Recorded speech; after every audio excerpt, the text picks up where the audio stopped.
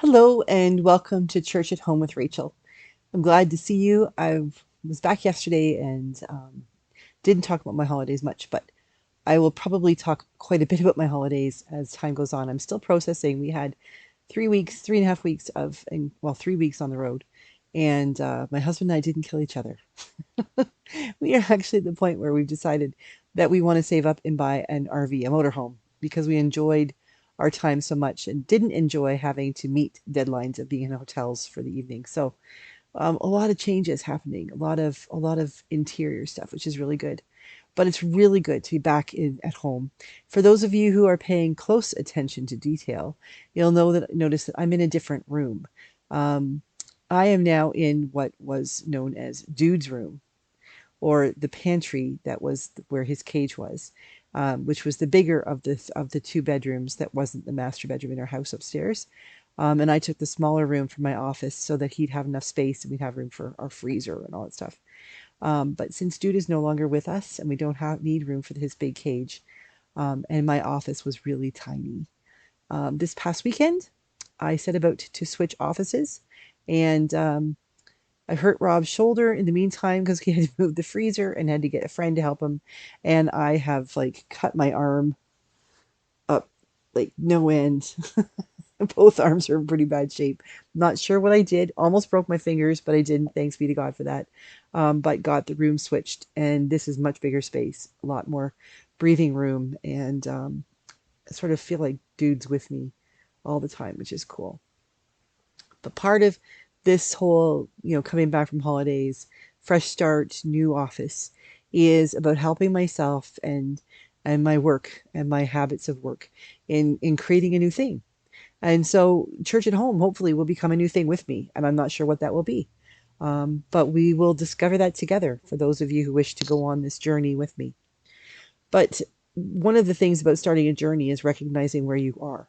There's no sense in trying to plan a path if you don't know where your starting point is, which I found really significant because yesterday morning, as I was doing my daily office, I read a passage from Reflection from Barbara Butler Bass, talking about where we're standing is holy ground. And she was talking about the Moses scripture that some churches use on Sunday that talked about Moses finding himself before the burning bush and God saying to him, "You are standing on holy ground. Remove your shoes.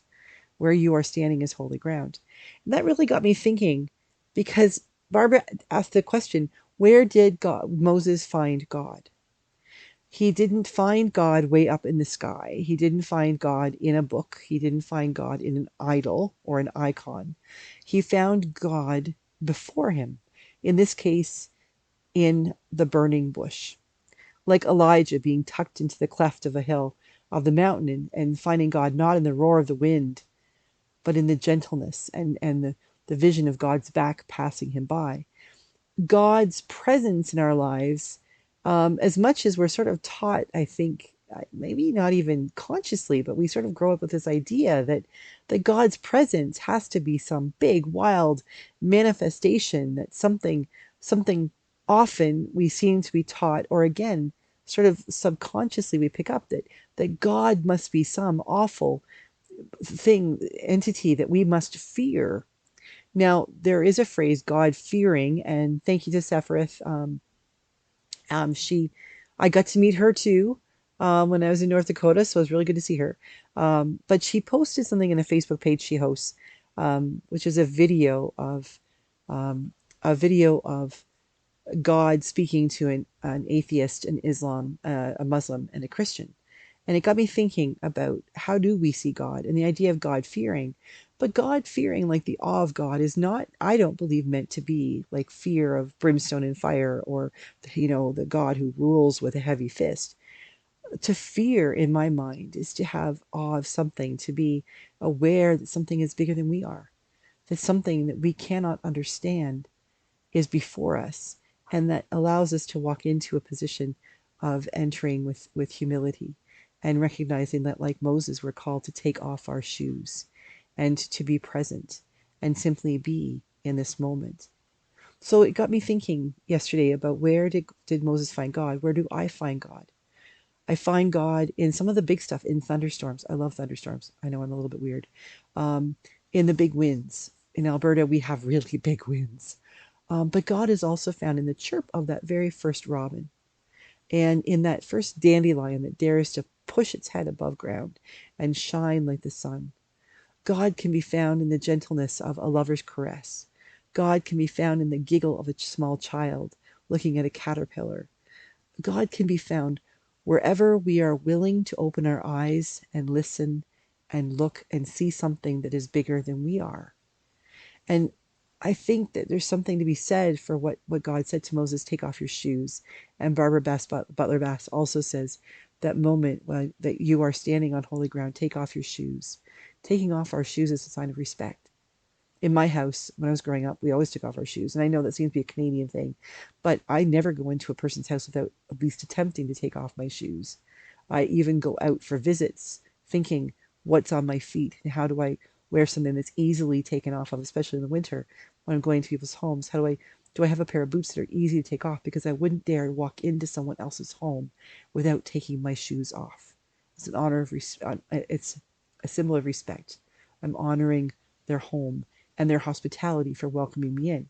And when we take off our shoes, literally or figuratively, in God's presence, we are offering our respect, and we are thanking God for the hospitality we've been shown to be present in God, to be in God's presence. And so the next thing, though, that we recognize then, if we're thinking about where is God present, is that wherever God is present is holy ground. And I have always believed that God is present wherever I am. God is always this close to me. And when God is this close to me, then I have to thank God for allowing me to be present in God's holy ground. When I am present on holy ground, I take off my shoes. I humble myself. I calm down. I allow myself to feel the presence of God. And there is nothing more beautiful, more peaceful than allowing oneself to feel the presence of a God who is not a God of judgment and holy terror and fire and brimstone, but rather a God that speaks to that part of our hearts that needs to be loved and filled up. And so as I begin the journey of wherever it is God is calling me to go post-holiday here into this new chapter of my life, I take off my shoes and I stand in reverence that where I am standing, God is present, and where God is present is holy ground. And where holy ground is, I take off my shoes and I allow myself to feel completely the presence of God. So where is God for you? What is your holy ground? Let me know. And even if you don't think that there is a God or that holy ground is real, where do you find those places where you find yourself feeling reverential? I'm not suggesting that those must be places of God for you, but they are important places if they're places that make you feel reverential. And I'd love to hear about them too. Have a great day. God bless. And I'll see you again tomorrow for Church at Home with Rachael.